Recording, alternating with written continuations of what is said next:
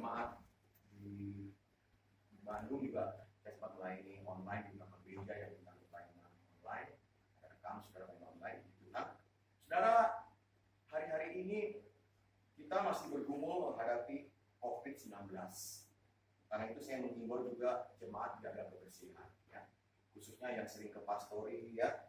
Kalau di pastori cuci tangan, ya. Dimana kalau minum kopi Bapak, gelas dicuci, ya.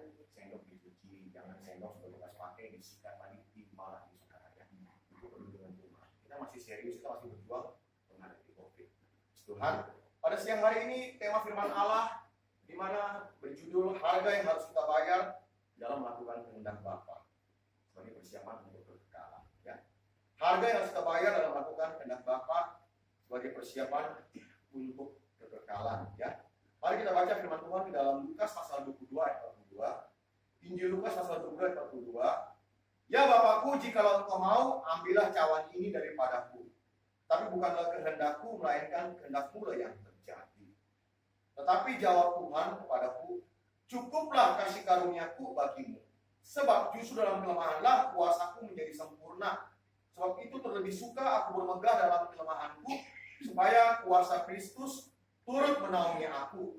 Sebab itu aku senang dan rela di dalam kelemahan, di dalam siksaan, di dalam kesukaran, di dalam penganiayaan dan kesesakan oleh karena Kristus. Sebab jika aku lemah, maka aku kuat. 2 Korintus pasal 12 ayat 9 sampai 10. Kita harus mengetahui bahwa apa sih yang membuat kita dikatakan hidup dalam kasih karunia atau anugerah itu sendiri. Maka yang menjadi ukurannya dan standar sesuai dengan standar kerajaan Allah atau kekekalan adalah bukan karena kita berhasil memperoleh berkat lahiriah yang lebih berlimpah dibanding dengan orang-orang yang di luar Kristen. Justru malah di sini sebaliknya, di mana banyak orang-orang yang non-Kristen yang lebih berlimpah harta kekayaannya, lebih terhormat dalam kedudukan pangkat kekuasaan dan berbagai bidang sektor kehidupan lain. Kita yang hidup dalam kasih karunia bukan karena kita pasti memiliki perlindungan yang lebih daripada orang-orang yang di luar Kristen, di mana kita seolah-olah dijaga lebih daripada yang lain. Pada kenyataan hidup mereka yang non-Kristen terkesan sama saja, di mana sama dengan kita. Karena memang demikianlah pada kenyataan, sebab tidak sedikit dari antara kita sebagai orang Kristen tidak layak dan pantas menerima perlindungan, pertolongan Tuhan bersebab hidup jauh. Bicara tentang anugerah, tentang kasih karunia Allah, di sini ukurannya adalah berdasarkan standarnya kerajaan Allah, standar kekekalan. Boleh ngerti maksud saya? Halo? Halo? Sampai sing ngertos? Ngertos? Ya. Saudara, bukan berarti kita ini lebih dari mereka orang-orang yang di luar Kristen. Kalau kita mau jujur, orang-orang yang di luar sana kehidupannya malah lebih baik. Kehidupannya malah lebih nyaman. Kehidupannya malah lebih sukses. Kita diingatkan di sini, yang menjadi ukuran standar daripada kita hidup dalam kasih karunia Allah adalah bagaimana kita tidak bergantung pada yang namanya kekayaan, harta, dan kenyamanan hidup. Sudah ngerti? Amin? Amin. Kita bergantung sepenuhnya kepada anugerah Kristus, belas kasih Tuhan. Ada orang-orang yang oleh karena mereka menjalani kehidupan yang ceroboh, sembrono dan ngawur dalam ketidakjelasan dengan rencana kehendak Bapa di surga, di mana sehingga mereka tidak mengalami anugerah Allah.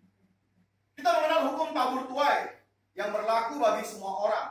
Dikatakan di sini dalam Galatia pasal 6 ayat 7, jangan sesat. Allah tidak membiarkan diri dipermainkan, karena apa yang ditabur orang itu juga yang akan dituai.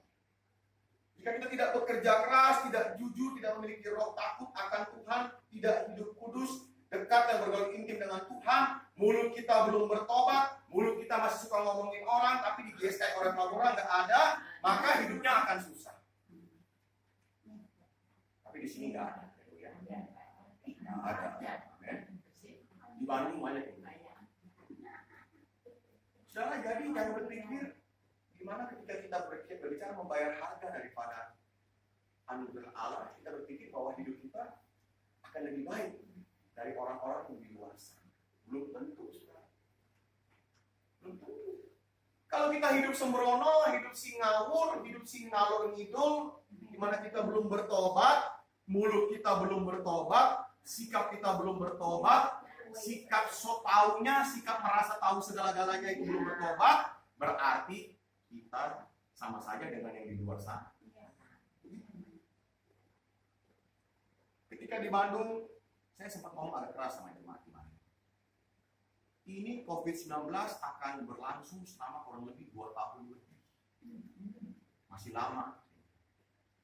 Kalau dari sekarang saudara tidak betul-betul hidup dalam anugerah Allah,